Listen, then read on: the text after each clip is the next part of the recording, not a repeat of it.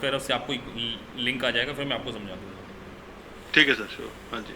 So cost accounting, तो देखिए सबसे पहले कॉस्ट अकाउंटिंग का पर्पस क्या होता है। पर्पस की अगर मैं बात करें तो सबसे पहला पर्पस होता है कॉस्ट कैलकुलेशन। हम्म।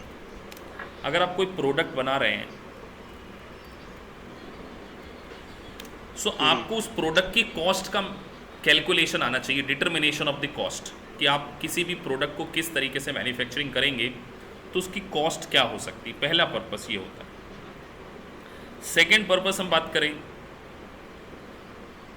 Cost control. अगर आप कॉस्ट को कंट्रोल करना नहीं सीखेंगे, if you are not hmm. Able to control the product cost, तो कहीं ना कहीं आपके प्रॉफिट्स का उसके ऊपर इम्पैक्ट पड़ेगा। आप एक प्रोडक्ट बनाने जा रहे हैं, आप कॉस्ट के ऊपर फोकस नहीं कर रहे हैं, आपका कॉम्पिटिटर वही प्रोडक्ट आपसे कम प्राइस पर बना रहा है Great. और आप ज़्यादा पे बना रहे हैं। आपको स्क्रीन विजिबल है ना, स्क्रीन? हाँ हाँ, ये एक्सेल फाइल खोली है ना आपने, हाँ। हाँ जी। तो कॉस्ट कंट्रोल एक ऑब्जेक्ट हो सकता है। थर्ड थिंग, मैनेजमेंट अकाउंटिंग आपको डिसीजन मेकिंग में भी हेल्प करेगी। हम्म। डिसीजन मेकिंग कैसे? Like pricing decision. अगर ओके। आपकी प्राइजिंग पॉलिसी अच्छी है, मतलब आप अपने कॉम्पिटिटर के कंपैरेटिवली अपने प्रोडक्ट की प्राइसिंग को बेटर करते हो, सो कहीं ना कहीं आपके प्रॉफिट के ऊपर इम्पैक्ट पड़ेगा। ये सारी चीज़ें हमें सीखनी है। At the same time pricing policy के साथ साथ आपको यहाँ पर कुछ डिसीजन लेने पड़ेंगे, लाइक मेक और बाय। मेक और बाय लाइक कि प्रोडक्शन जो है, प्रोडक्शन ओन करें, हमारी खुद की फैक्ट्री में करें या आउटसोर्सिंग कर दें। हम्म। आउटसोर्सिंग भी पॉसिबल है कि हम या खुद बना लें फैक्ट्री में या बाजार से खरीद लें। तो ऐसे बहुत करेक्ट। सारे डिसीजन आपको कॉस्ट अकाउंटिंग में लेने पड़ते हैं, और यूएससीएमए का पर्पस ही यही है कि यहाँ पर आपको कोई बुक कीपिंग नहीं करना, अकाउंटेंट नहीं बनाएंगे। यहाँ आपको टॉप लेवल के साथ में उनको कैसे हेल्प करना है, top level okay. Top management को आप किस तरीके से हेल्प करेंगे, वो सारी चीज़ें आपको यहाँ पर सीखनी है। तो हम बात करते हैं पहली चीज़ कॉस्ट के बारे में। Types of cost. तो किसी भी प्रोडक्ट को बनाने में हमें क्या क्या लग सकता है? सबसे पहले लग सकता है रॉ मटेरियल। हम्म। उसके बाद रॉ मटेरियल के साथ साथ हमें लग सकता है लेबर, जो उसके ऊपर प्रोसेस करेगी, हम्म। काम करेगी। और उसके बाद अदर ओवरहेड। ये क्या होते हैं, ये धीरे धीरे समझ में आएंगे, अभी सिर्फ नोटिंग करना है। ये तो कॉस्ट के टाइप्स हो गए। कोई भी प्रोडक्ट इन तीन प्रोडक्ट के बिना नहीं बन सकता, रॉ मटेरियल, लेबर और ओवरहेड। उसके बाद बात करते हैं nature of the cost. Sir आप ये एक्सेल फाइल ही शेयर कर रहे हो ना, कोई और नहीं स्क्रीन नहीं, तो नहीं बस शेयर एक्सेल कर रहे फाइल ना? पे लिख रहा हूँ अभी मैं। नहीं, लिख तो नहीं है, वो तो नजर नहीं आ रहा अभी तो। नहीं, मैं बहुत, एक सेकेंड। एक एक्सेल फाइल, वो नाम और वो खुले हुए हैं, फोन नंबर वाला। अभी देखिए। वो शायद है। हाँ हाँ, अब आ गई सर। Okay okay.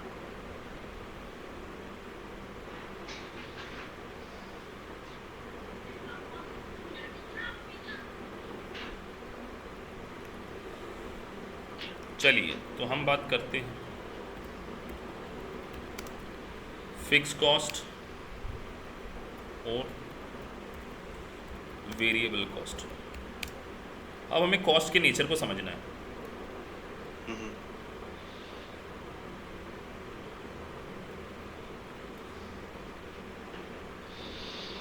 तो आपको स्क्रीन पे नेचर ऑफ द कॉस्ट में दिख रहा होगा, मैंने येलो करके हाईलाइट भी किया है उसको।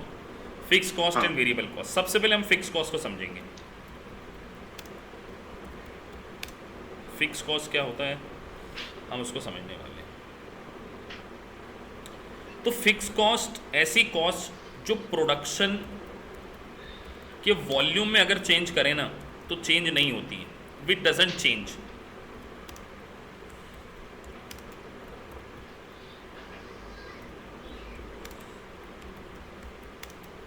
When volume of production is changed.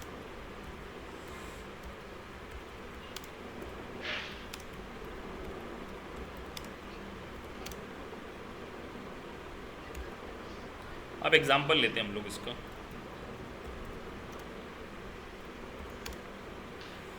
Example लेते हैं, जैसे सपोज दैट आपने एक फैक्ट्री किराए पे ली, फैक्ट्री रेंट, और फैक्ट्री का रेंट डिसाइड हुआ $10,000 पर मंथ। पर मंथ आपने डिसाइड किया कि आप उस फैक्ट्री में 10,000 पर मंथ का रेंट पे करेंगे, और मान के चलिए आप जब उस फैक्ट्री रेंट को पे करना चाह रहे हैं 10,000 पर मंथ, आप वहाँ पर प्रोडक्शन करेंगे। मान के चलिए आप एक यूनिट बनाते हैं तो कितना रेंट पे करना पड़ेगा? अगर आपने एक ही यूनिट बनाई तो रेंट कितना देना पड़ेगा वहाँ पे? 10,000 रुपये, वो तो सेम ही है, $10,000। $10,000 ही पे करना पड़ेगा। मुझे बताइए अगर आपने यूनिट को डबल कर दिया, 2 यूनिट बनाते तो कितना देना पड़ता? सेम है सर, वो तो रेंट तो पर मंथ ही है पूरे फैक्ट्री का। सर 10 यूनिट भी बना लें तो भी $10,000। तो यहाँ पर हम एक चीज़ नोटिस कर रहे हैं, विच doesn't change when volume of production is change. तो प्रोडक्शन के वॉल्यूम में चेंज करने से फिक्स कॉस्ट पे कोई इंपैक्ट नहीं पड़ता है। लेकिन एक चीज़ नोटिस करें, अगर हमसे कोई पर यूनिट कॉस्ट पूछे कि पर यूनिट फिक्स कॉस्ट कितनी आती, पर यूनिट फिक्स कॉस्ट, तो यहाँ हम देखेंगे एक यूनिट को बनाते हैं तो 10,000 आती है, 2 यूनिट को बनाएंगे तो वो 5,000 हो जाएगी, करेक्ट, और 10,000 यूनिट को बनाएंगे तो 1,000। राइट। सो यहाँ हम ऐसा कह सकते हैं कि फिक्स कॉस्ट जो होती है constant in overall, but variable in per unit. Correct. क्योंकि आप देखिए पर यूनिट चेंज हो रही है, फैक्ट्री के प्रोडक्शन के वॉल्यूम में अगर आपने चेंज किया तो टोटल में तो कोई चेंज नहीं आया सर, टोटल में तो कोई चेंज नहीं आया, लेकिन पर यूनिट क्या हो रही है, यहाँ पर चेंज हो रही है। तो पर यूनिट जो कॉस्ट चेंज हो रही है। Getting my point? हाँ जी। अब एक और रूल हम लिख सकते हैं यहाँ पे कि जो फिक्स कॉस्ट होती है, if volume increase then per unit cost will reduce।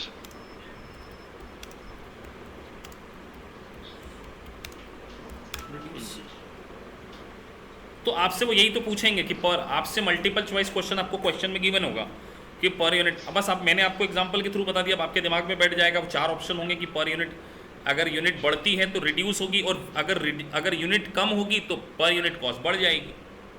They will ask you something like that. आगे बढ़ते हैं। अब मैं आपको समझाने वाला हूँ variable cost. Suppose that variable cost में हम एग्जांपल लेते हैं, हम एक स्वीट बनाना, हमारा स्वीट का काम है, स्वीट मैन्युफैक्चरिंग करते हैं हम लोग, और हमने नोटिस किया कि हमें एक रॉ मटेरियल लगता है उसके लिए। सपोज दैट हम उसके लिए घी का यूज़ करते हैं, और हमें पता है कि अगर हम 1 यूनिट बनाते हैं तो हमें 500 kg का घी खरीदना पड़ता है। तो 2 यूनिट बनाएंगे तो कितना खरीदना पड़ेगा? 1,000 हो गया, डबल हो गया। 5 यूनिट में 2,500। तो यहाँ हम एक चीज़ नोटिस कर रहे हैं कि वेरिएबल कॉस्ट जो है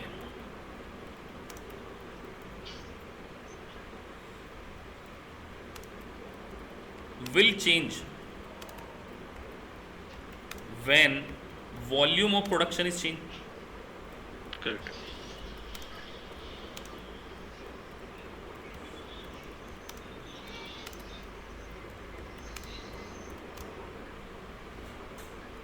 आप देखिए वॉल्यूम चेंज किया, ये यूनिट्स हैं, वॉल्यूम्स हैं, और ये आपकी टोटल कॉस्ट है।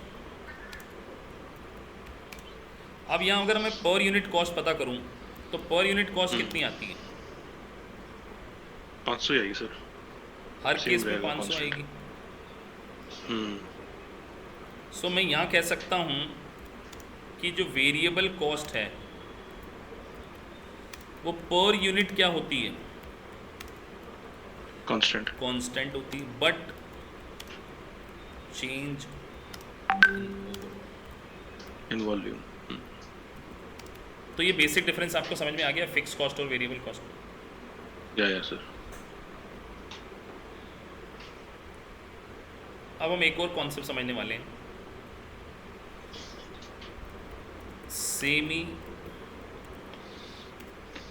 वेरिएबल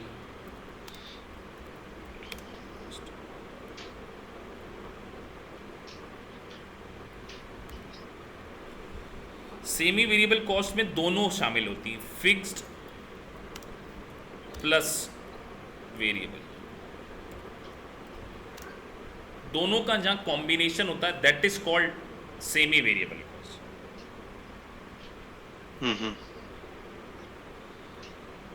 अब हम इसको और थोड़ा सा डिटेल में एग्जांपल के थ्रू समझते हैं with the help of example. So यहाँ मैं आपको समझाने जा रहा हूँ सेमी वेरिएबल कॉस्ट का एग्जांपल। मान के चलिए मैं 1000 यूनिट बनाता हूँ और मेरी टोटल कॉस्ट आती है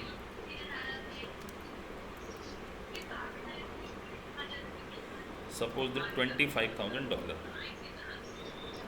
और वहीं अगर मैं 2000 यूनिट बनाता हूँ तो जो मेरी कॉस्ट आती है 45,000। ये मैंने एग्जांपल लिखा है, मैं इसका सॉल्यूशन आपको करवा रहा हूँ। तो यहाँ हम समझते हैं। अब अगर हम बात करें तो हमने अभी सीखा कि ऐसी कॉस्ट जो प्रोडक्शन के वॉल्यूम में चेंज करने से चेंज हो जाए that is called variable cost.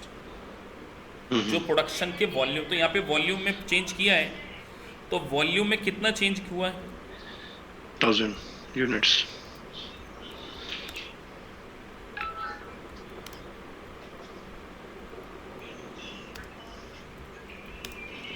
और सर चेंज इन कॉस्ट कितना हुआ है? 20,000 ना। तो यहाँ पर 45,000 माइनस 25,000 कर दूँ तो मैं दैट विल 20,000। सो अब अगर मैं यहाँ पर देखूँ तो पर यूनिट कॉस्ट निकाल लेता हूँ यहाँ पे चेंज वाली। तो यहाँ पर मैं एक फॉर्मूला लिख रहा हूँ, change in cost divided by change in volume. तो चेंज इन कॉस्ट कितनी है? 20,000 divided by change in volume कितना है? 1000। तो मेरी ये पर यूनिट कॉस्ट आ गई $20। तो ये मेरी वेरिएबल होगी कि फिक्स होगी? ये तो वेरिएबल होगी सर। वेरिएबल कॉस्ट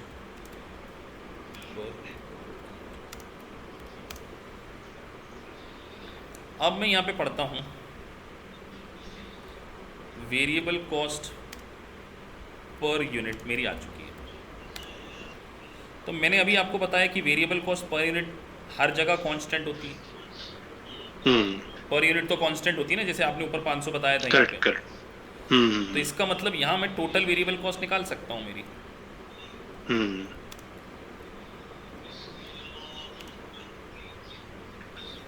तो यहाँ पर 25,000 डिवाइडेड बाई 20 कर दूँ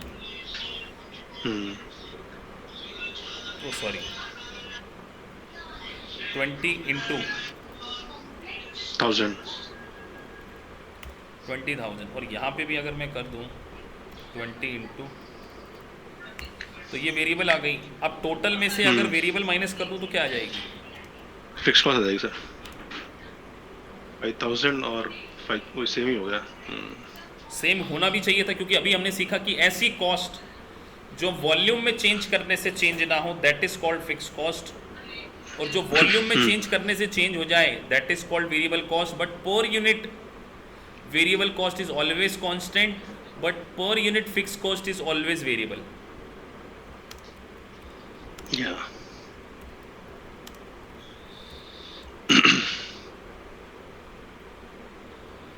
तो यहाँ अगर मैं पर यूनिट फिक्स कॉस्ट पता करने की कोशिश करूँगा तो ऊपर 5 आ गया, $5 और नीचे ऊपर 5। हाँ ठीक है, समझ में आ गया आपको ये? हाँ सर। तो ये एक छोटा सा बेसिक कॉन्सेप्ट था जिसके बिना आपको आगे का कॉस्ट अकाउंटिंग समझ में नहीं आता। तो अब आपके दिमाग में हमेशा फिक्स, और अब मुझे आप बताना, मैं आपसे एक और एग्जांपल पूछता हूँ। अगर मैं 1000 यूनिट बना रहा हूँ, मेरी कॉस्ट है 20,000, और यहाँ 2000 यूनिट कर देता हूँ तो ये हो जाती है 40,000। इस कॉस्ट को देख के आपको क्या लगता है, ये वेरिएबल है या फिक्स है या सेमी वेरिएबल है? सोच के बताना।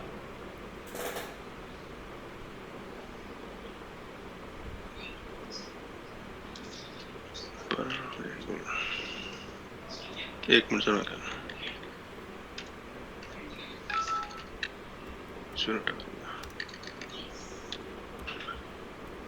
फिक्स तो हो नहीं सकती क्योंकि वॉल्यूम में चेंज होने से वेरिएबल ही है, वेरिएबल है कि पर यूनिट कॉस्ट सेम आ रही है ना इसकी, तो वेरिएबल हो गया पूरा। तो ऐसे आपको पहचानना पड़ेगा।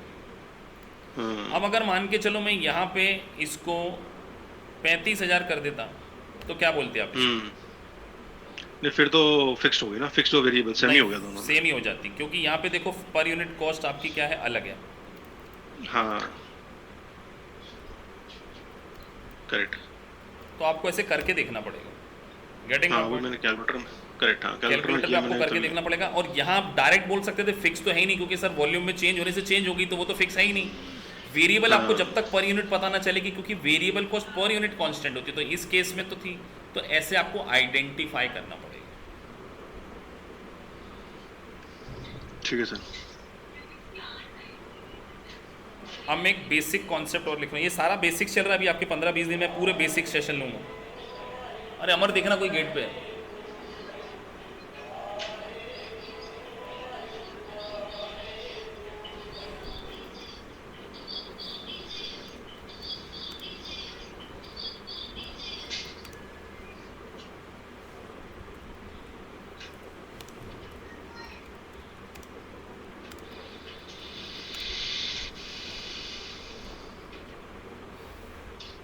Cost plus profit is equal to sales.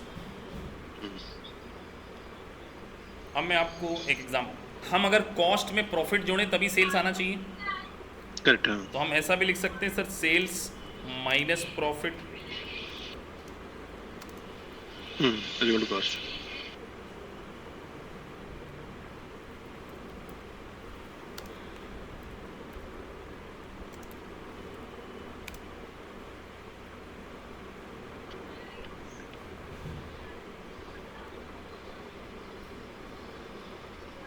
ठीक है।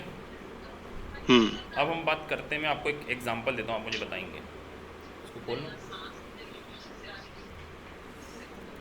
कॉस्ट मैंने लिखी यहाँ पे 25,000 और प्रॉफिट दे दिया मैंने 25% ऑन सेल्स।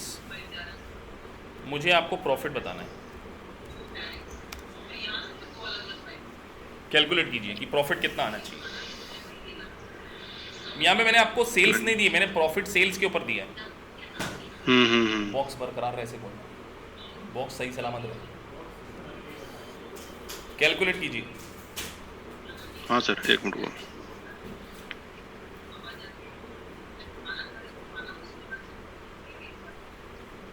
$25,000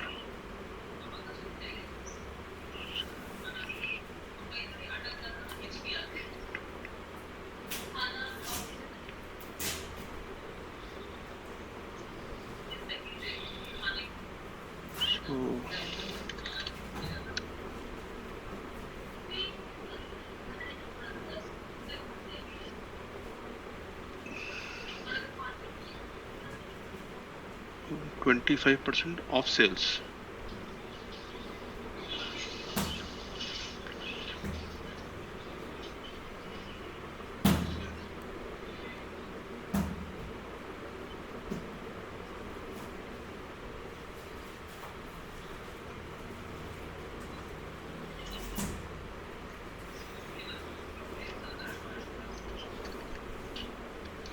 सर ये आएगा 333 आ रहा है क्या? 333 रुपये 33 चेक कर पैसे। लेते हैं। तो हमने लिखा cost plus profit is hmm. Equal to sales.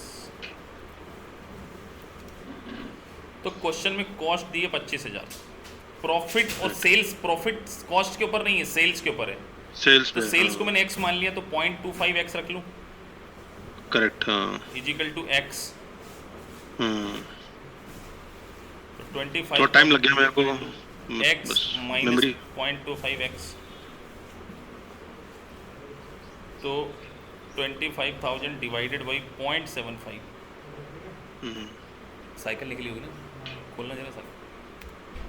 तो यहाँ कितना आएगा आपका, ये आपकी क्या आ गई, 33,000 ये क्या आ गई सेल्स आ आपकी गया तो। सेल, और मैंने पूछा था प्रॉफिट। तो सेल्स में से कॉस्ट माइनस कर दें तो ओ क्या आ अच्छा जाएगा, अच्छा, प्रॉफिट।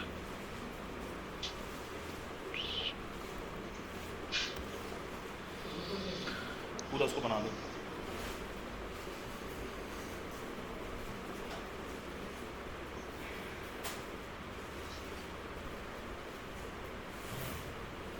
ठीक है, समझ में आ गया। हाँ सर, हाँ। मैंने एक्चुअली में वो 333 जो मैं था ना आपको वो। एक और एग्जांपल दे रहा हूँ, थोड़ा सा रिवर्स वाला दे रहा हूँ। सेल्स मैंने आपको दे दी 50,000, प्रॉफिट इस बार मैंने दे दिया कॉस्ट पे।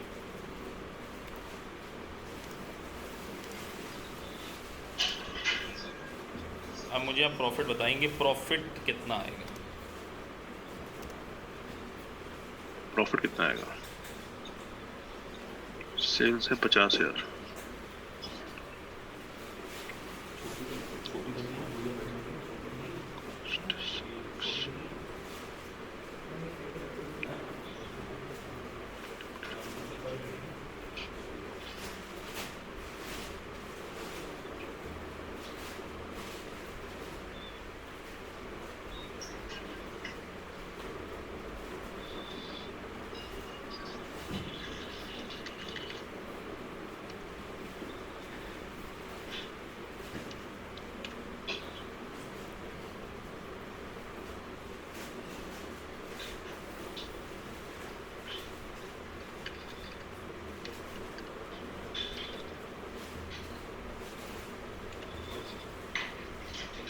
सर प्रॉफिट आएगा इसमें 8,334 रुपये।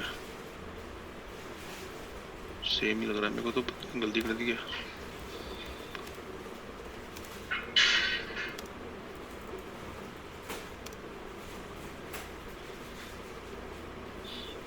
कॉस्ट नहीं गिवन, हमने एक्स मान लिया।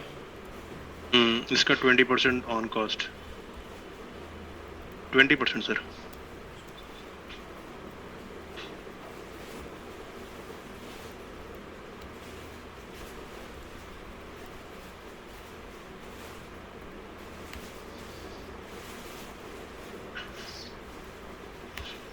तो 40,000 अगर 1 हमारा कॉस्ट है तो प्रॉफिट कितना आएगा।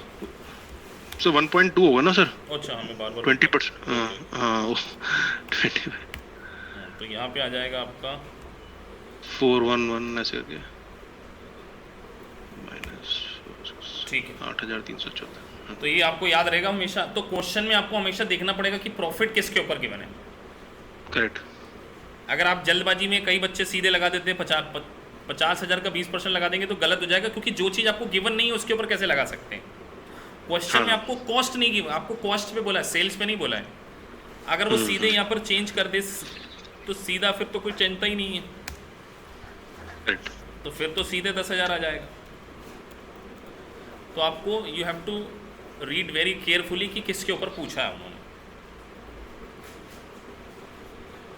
अब हम बात करते हैं, तो ये बेसिक चल रहे हैं कॉन्सेप्ट छोटे छोटे।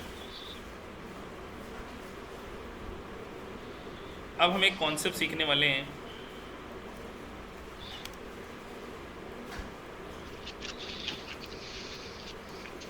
Cost of goods sold.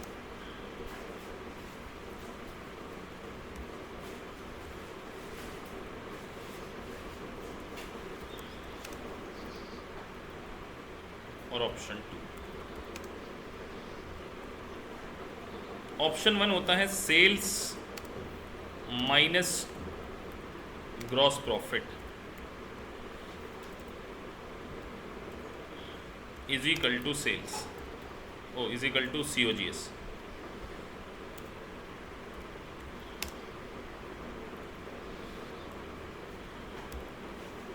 एक हो गया gross profit, sales minus GP is equal to COGS, ठीक है। अब हम एक दूसरा तरीका और सीखेंगे और दोनों से चीज़ें सेम आएंगी, देखना। ओपनिंग स्टॉक हमारे पास पड़ा हुआ है, सपोज दैट आपके पास लास्ट ईयर 1000 किलो शुगर पड़ी थी और वो शुगर की कीमत थी $10,000। ओके। आपने करंट ईयर में और परचेस करी, मान के चलिए 5000 kg आपने और परचेस की, तो टोटल कितनी हो गई आपके पास? 15,000 kg होगी। 6000, 5 + 1 है ना। और मान के चलिए वो मैंने 50,000 की खरीदी, ठीक है। ये साल के शुरुआत में पड़ी थी 1 जनवरी को। यूएस में जो अकाउंटिंग ईयर होता है वो जनवरी टू दिसंबर होता है, इंडिया में अप्रैल टू 31 मार्च। तो हमारे पास बिगिनिंग में 1 जनवरी 2020 को ओपनिंग स्टॉक शुगर का पड़ा हुआ था 1000 kg एंड परचेस किया हमने 5000 kg, तो टोटल हमारे पास 6000 हो गई। अब हम जब ईयर एंड आया 31 दिसंबर को, हमने काउंट की, जाके गोडाउन में चेक किया, तो वहाँ हमको क्लोजिंग स्टॉक देखने को मिला साल के एंड में 2000 kg। तो बाकी कहाँ गया? सेल हो गया होगा ना स्टॉक। उसी को बोलेंगे cost of goods sold.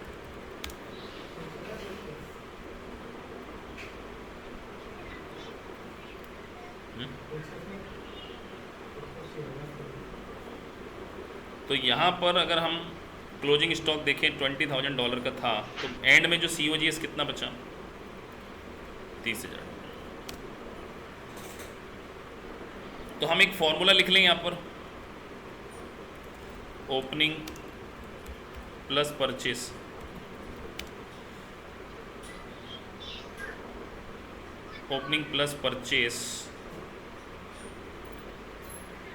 Minus closing is equal to COGS, ठीक है।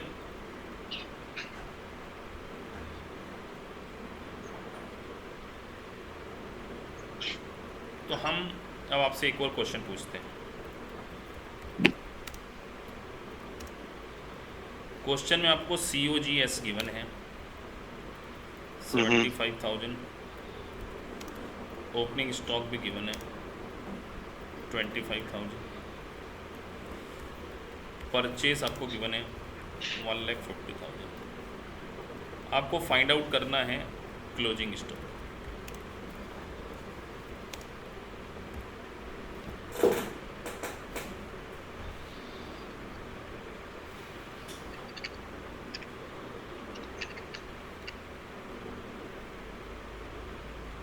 तो 1 लाख हो जाएगा इसमें। तो हम यहाँ पर सीधे अगर रख दें यहीं पर 75,000 प्लस परचेज थी 1,50,000 माइनस क्लोजिंग था 7। क्लोजिंग तो हमको पता करना है। COGS हमको कितना दिया है? 75,000। तो बस 1,50,000 कितना हो गया ये? 225 माइनस 75 ना, 175 माइनस 75 सर। क्यों ये दोनों जुड़ के इधर माइनस नहीं होंगे? ये दोनों या तो x को वहां ले जाएंगे तो वो प्लस हो जाएगा, माइनस ही हो जाएगा। तो अच्छा 75 था ओपनिंग स्टॉक, क्या 25 था ना सर? आपने 75 लिख दिया उसको। फिर ठीक है। हाँ सर। तो यहाँ से 75 माइनस हो जाएगा, तो दैट विल बी 1 लाख। समझ में आ गया? तो इस हाँ सर। तरीके से हम COGS, cost of goods sold, opening, purchase, closing, ये सारी चीज़ें क्या कर सकते हैं, फाइंड आउट कर सकते हैं। अब हम एक कॉन्सेप्ट सीखने जा रहे हैं, थोड़ा सा अकाउंटिंग का कॉन्सेप्ट है। जर्नल,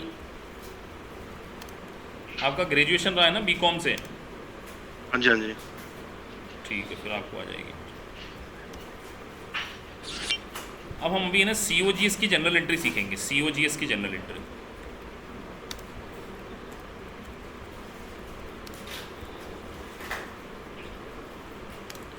सबसे पहले हमने गुड्स बाय किया, suppose that goods buy from LX and company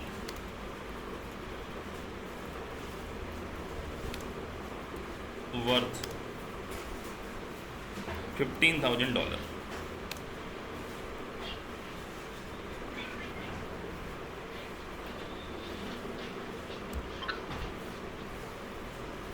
बताइए इसकी एंट्री क्या होनी चाहिए पहले तो? Sir purchase account debit to creditors हो जाएगा ना, टू एलेक्स एंड कंपनी। ठीक है, तो यहाँ हमने एंट्री करी। तो यहाँ ध्यान रखिए, ये तो इंडियन कॉन्टेक्स्ट में, US में परचेस वगैरह नहीं यूज़ करते, बोलते हैं इन्वेंटोरी। अच्छा अच्छा। तो यहाँ आपको ध्यान रखना है, इन्वेंटोरी आ गया हमारे पास, अकाउंट डेबिट 15,000 टू LX। अब मान के चलिए हमने इस गुड्स में से 75% गुड्स क्या कर दिया है, कंज्यूम्ड कर लिया फॉर प्रोडक्शन।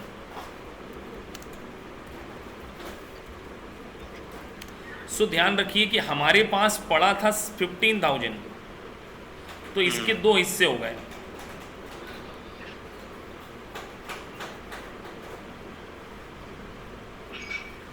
एक हमारा चले जाएगा COGS में और एक हमारा स्टॉक इन हैंड हो जाएगा। करेक्ट।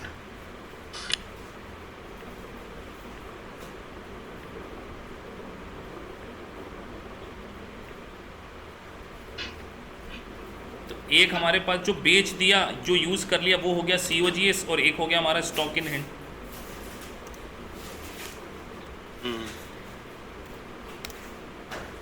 तो स्टॉक इन हैंड कितना हो गया हमारा? 25% हो गया उसका, कंज्यूम्ड फॉर।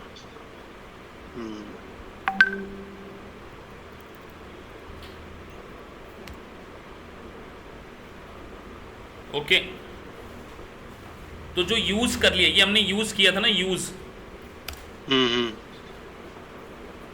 तो जो यूज़ कर लेते हैं उसको COGS में ट्रांसफ़र कर देते हैं, तो that is called expired expense. इसको क्या बोलते हैं? जो यूज़ कर लिया जाए, that is called expired cost, और दैट इज़ कॉल्ड, ओके। क्योंकि अभी ये यूज़ नहीं हुआ। बताइए कौन सी आइटम इनकम स्टेटमेंट में जानी चाहिए, कौन सी बैलेंस शीट में जानी चाहिए? अनएक्सपायर्ड कॉस्ट जो है वो तो बैलेंस शीट हो गया, और P&L में जाएगा एक्सपायर्ड कॉस्ट। तो यहाँ पर P&L की जगह आप हमेशा इनकम स्टेटमेंट बोलिए, क्योंकि यहाँ पर इंटरनेशनली इसको क्या बोला जाता है, ओके, इनकम स्टेटमेंट।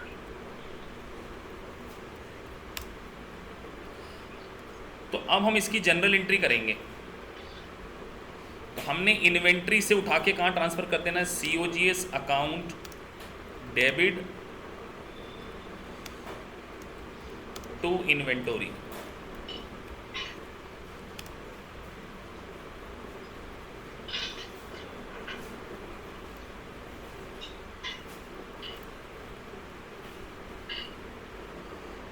समझ में आ गया?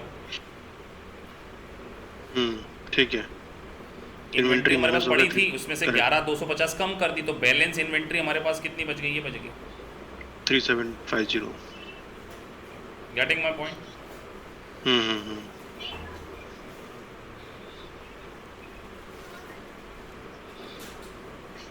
तो इसकी एक रिकॉर्डिंग आपके पास चल रहा है ना? मतलब एक मैं रिवाइज कर लूंगा थोड़ा सा, अभी तो फ्रेश चल रहा है माइंड में, बट रेफरेंस के लिए। हाँ, अभी रिकॉर्डिंग चल रही है।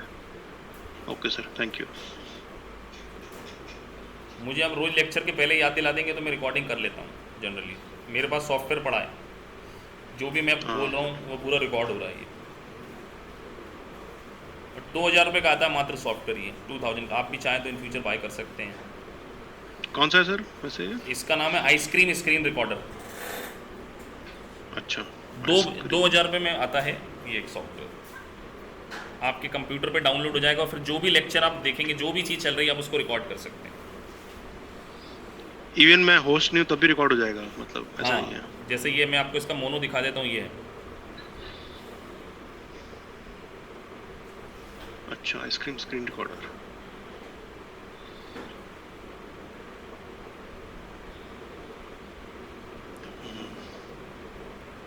सो ये था हमारा कॉस्ट ऑफ गुड्स सोल्ड का कॉन्सेप्ट। समझ आ रहा है ना? सारी चीज़ें आपको क्लियर है ना? हाँ सर। चलिए आगे बढ़ते हैं। तो इसकी एंट्री नहीं होगी 3750 की? अलग से एंट्री नहीं होती जो बैलेंस शीट आइटम होता है? क्योंकि वो तो ऑलरेडी हो चुकी है, जब हमने वो ऑलरेडी क्योंकि पढ़ा अच्छा, हुआ है, ओके ओके, तो बैलेंस अमाउंट तो ऑलरेडी पड़ा हुआ है उसके अंदर। उसमें पढ़ा हुआ है। आगे हम बात करते हैं। अब हम एक कॉन्सेप्ट और सीख रहे हैं, that is called cost sheet. तो कॉस्ट शीट एक बहुत बड़ा कॉन्सेप्ट है। उसके पहले हमें एक कॉन्सेप्ट सीखना है इन्वेंट्री से रिलेटेड। देखिए, इन्वेंटरी जो होती है ना, वो 3 प्रकार की होती है। एक होती है रॉ मटेरियल, जो हम यूज इन प्रोडक्शन करते हैं।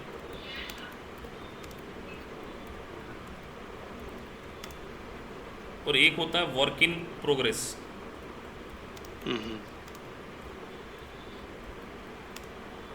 और एक होता है फिनिश गुड्स।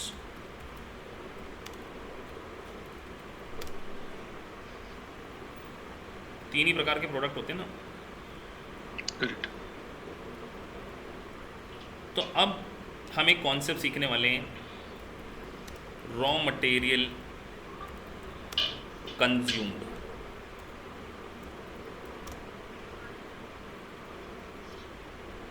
कि कैसे रॉ मटेरियल कंज्यूम निकालें। तो एक फॉर्मूला है इसके लिए, opening stock of raw material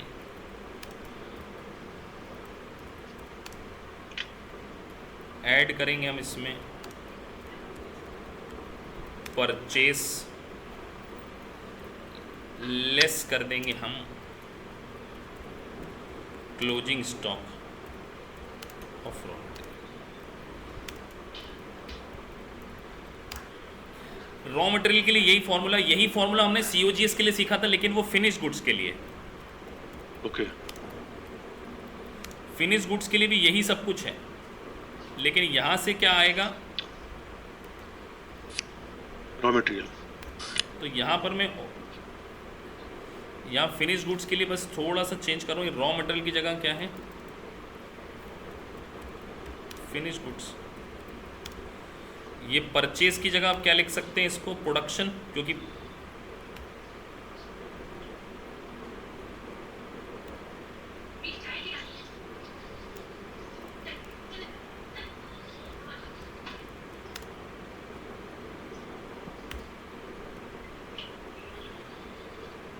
minus inventory जो भी आता है ना, वो क्लोजिंग हाँ, तो इन्वेंटरी। यहाँ आपका हो जाएगा, एक सेकंड।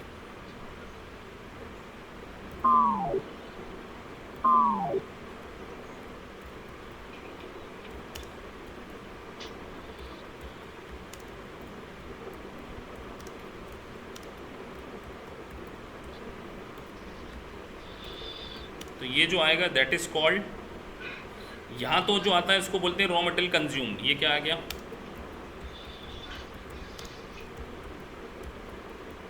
और ये आ जाएगा आपका कॉस्ट ऑफ गुड्स सोल्ड।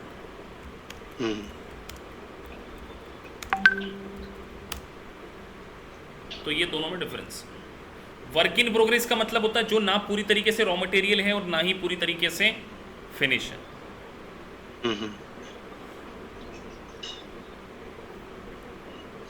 समझ में आ गया ये? Right sir. चलिए आगे बढ़ते हैं।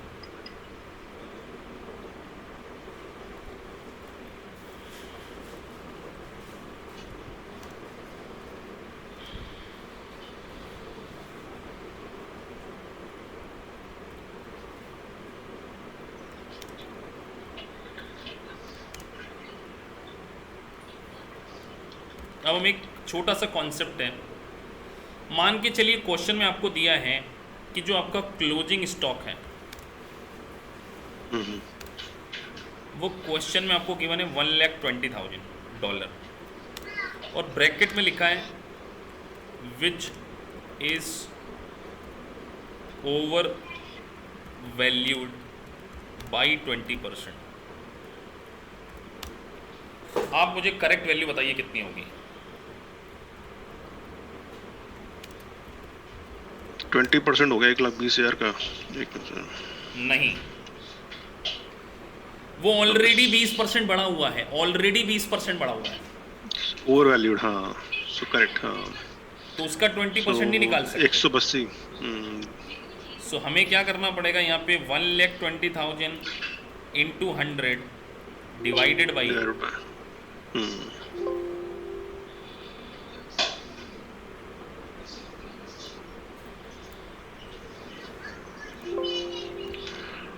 ठीक है, करेक्ट।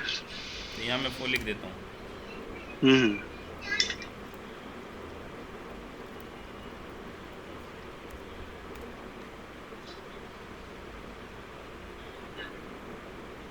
अब मैं आपसे वापस पूछ रहा हूँ,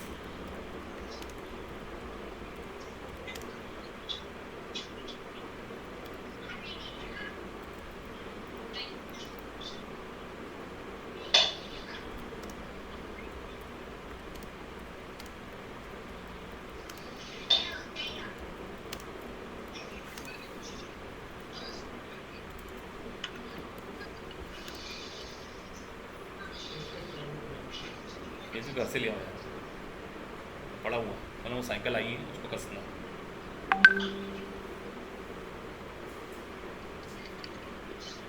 अब बताइए कितना आना चाहिए।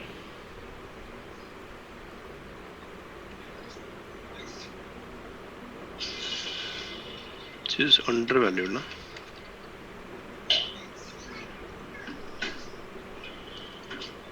$90,000 आना चाहिए सर इसका वैल्यू, तो ऑलरेडी अंडर वैल्यूड है।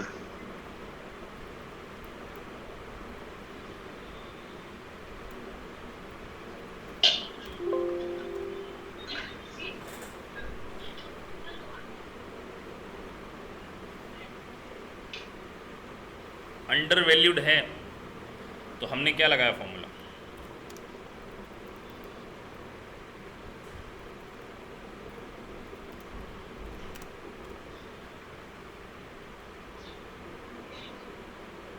%80 है ना, वो ऑलरेडी 80% पे 20% लेस पे आ रहा है। तो हमने उसको रिवर्स कर दिया, 80 से डिवाइड करके 1 पे लिया और 100 से मल्टीप्लाई कर दिया। ओके ओके, ठीक है सर। तो इस तरीके के आपको क्वेश्चन में जगह जगह मिलेंगी, तो वो मैं सारे छोटे छोटे कॉन्सेप्ट आपको एक ही प्लेटफॉर्म पे विद रिकॉर्डिंग दे दूंगा, तो आप इसको अगर देख लेंगे और प्रॉपर आपको सुनाई देगी रिकॉर्डिंग, तो आपको सारी चीज़ें समझेंगी। अब हम सीख रहे हैं impact of under and over valuation on profit. अब मुझे बताइए, स्टॉक दो प्रकार के होते हैं, एक ओपनिंग स्टॉक होता है और एक आपका होता है क्लोजिंग स्टॉक।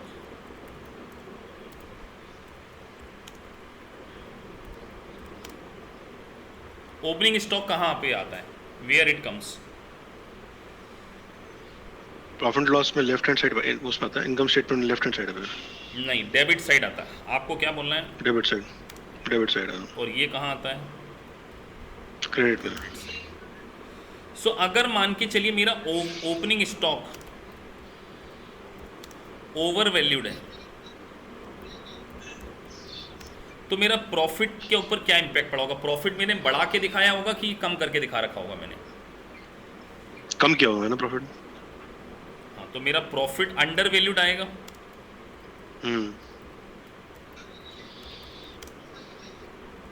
क्योंकि मैंने अपना खर्चा, क्योंकि ओपनिंग स्टॉक के एक्सपेंसेस है, तो एक्सपेंसेस ज्यादा दिखा रखे हैं, तो प्रॉफिट अंडर वैल्यूड आएगा। राइट। और अगर ओपनिंग स्टॉक अंडर वैल्यूड है तो प्रॉफिट मेरा क्या होगा? Over value.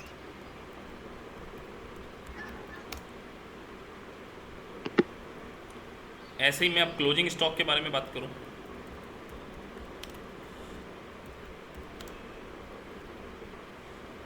अगर मेरा ओपनिंग स्टॉक और क्लोजिंग स्टॉक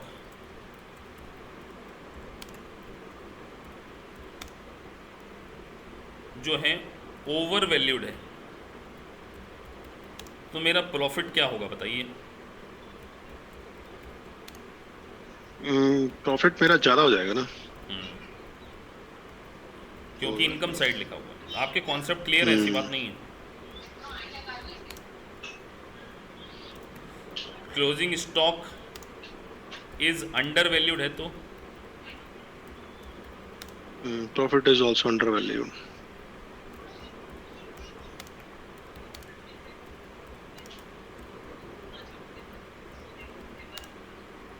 अब मैं आपको एक एग्जांपल देता हूं, मुझे करेक्ट प्रॉफिट निकाल के दिखाएंगे।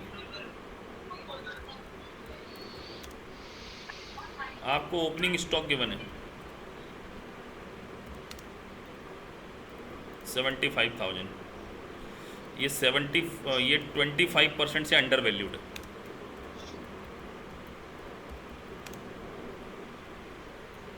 Closing stock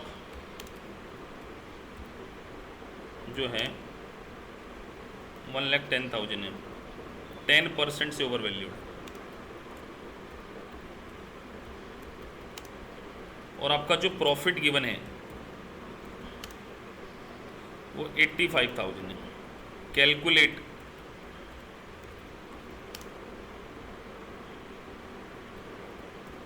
correct profit.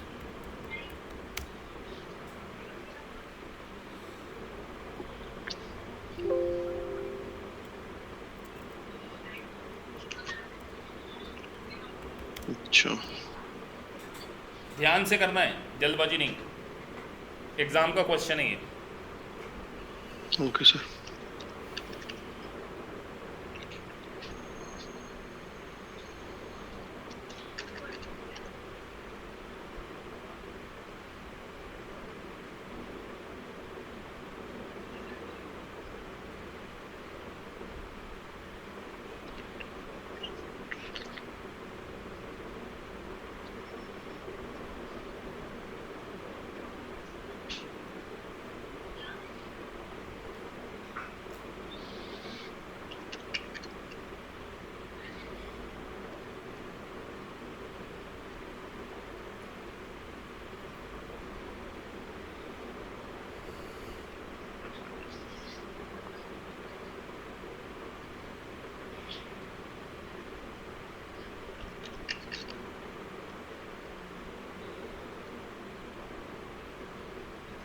चलिए हम चेक करते हैं कि सही प्रॉफिट क्या है। तो सबसे पहले हम ये लिख लेते हैं प्रॉफिट बिफोर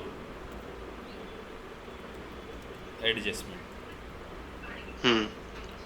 तो प्रॉफिट बिफोर एडजस्टमेंट है हमारा 85,000। अब हमें कुछ ऐड या कुछ लेस करना है, तो सबसे पहले हमारा ओपनिंग स्टॉक की करेक्ट वैल्यू निकाल लेते हैं। तो ओपनिंग स्टॉक की जो करेक्ट वैल्यू हम निकालेंगे 25% से अंडर वैल्यूड है, इसका मतलब वो 75% पे है। तो पॉइंट्स उसकी करेक्ट वैल्यू है 1 लाख, तो 25,000 से अंडर वैल्यूड है वो। मेरा पता नहीं 93,750 आया, पता नहीं मैंने क्या कर दिया इसमें। अंडर वैल्यूड है 25,000 से। और ये वाला जो स्टॉक है वो ओवर वैल्यूड है, तो 1,10,000 डिवाइडेड बाई 110 कर लेते हैं। तो 1 लाख, तो अगर हम यहाँ 1,10,000 को डिवाइडेड बाई 110 इंटू 100 कर दें तो 1 लाख। इसका मतलब वो 10,000 रुपये से क्या है, ओवर है, ओवर वैल्यूड है। हाँ। तो अगर हम देखें तो ओपनिंग स्टॉक 25,000 से अंडर वैल्यूड है, इसका मतलब कहीं ना कहीं हमने हमारे प्रॉफिट को बढ़ा रखा होगा। तो हमें सही प्रॉफिट करना है तो लेस करना पड़ेगा।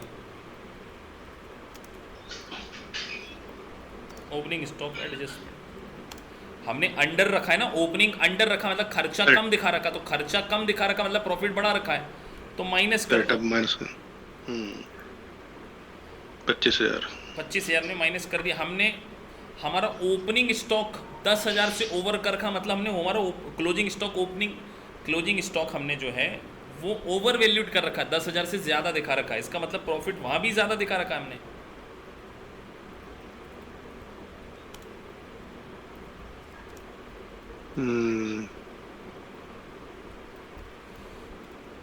तो जो करेक्ट प्रॉफिट आएगा, सॉरी, मिला?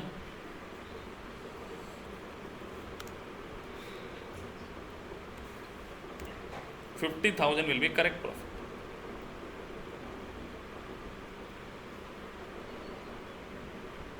सो आपको चीज़ों को बहुत माइन्यूटली अंडरस्टैंड करना पड़ेगा। बेसिक्स आपके सुपर स्ट्रांग होना चाहिए, और उसका एक ही तरीका है कि पहले क्वेश्चन को आप पढ़ेंगे, प्योरली अंडरस्टैंड करेंगे। तो यही जनरली हम लोग करते हैं कि पहले USCMM में आपको ऐसे 15 से 20 लेक्चर पूरे बेसिक फंडे आपके क्लियर कर दूंगा, आपको इसकी रिकॉर्डिंग दे दूंगा वीडियो, ताकि आप इसको एक बार अच्छे से देख के इसकी, अगर आप इसको जैसे 1 घंटे की हमारी क्लास है, बेसिक क्लास 1 घंटे की रहती है, 1 घंटे के बाद इसको पढ़ें, देखें, समझें। कल फिर मैं आपसे इससे रिलेटेड कुछ क्वेश्चन पूछूंगा, जहाँ आपके बेसिक स्ट्रॉन्ग हो गए, आपको ये डिग्री बहुत ही आसानी से अचीव हो जाएगी। और यही नहीं, आपको CPA क्लियर करने के लिए भी इन फ्यूचर कहीं ना कहीं बेसिक्स में बहुत ज़्यादा स्ट्रांग होना पड़ेगा। और यही रीज़न है कि हमारा जो इंस्टीट्यूट AKPI सभी बच्चों को पहले बेसिक सेशन प्रोवाइड करता है। और बेसिक सेशन का पर्पज़ ही यही है कि हर बच्चा जो कि चाहे ग्रेजुएट हो, कॉमर्स हो, वो कम से कम एक सही पैटर्न पे आ सके। नहीं तो डायरेक्ट मैंने शुरू कर दिया ना, आपको समझ में आ रहा है, सिर्फ हमारा उद्देश्य फीस लेना नहीं है, हम आपको पास करा के दिखाएंगे, बस आपको हमारे साथ कंसिस्टेंटली काम करना है। तो राजेंद्र जी, ये बेसिक सेशन था। कल भी आपका 1 घंटे का ऐसा सेशन होगा, ऐसे आपके सेशंस होते रहेंगे। इसको मैं आपको रिकॉर्डिंग अभी आपको यूट्यूब का लिंक भेज दूंगा, आप उस चैनल को सब्सक्राइब भी कर लेना, और आपको सारी चीज़ें इसमें मिल जाएंगी। ठीक है जी, tomorrow same time, sure sir, है ना? राइट सर, हाँ जी, ओके जी, थैंक यू सर।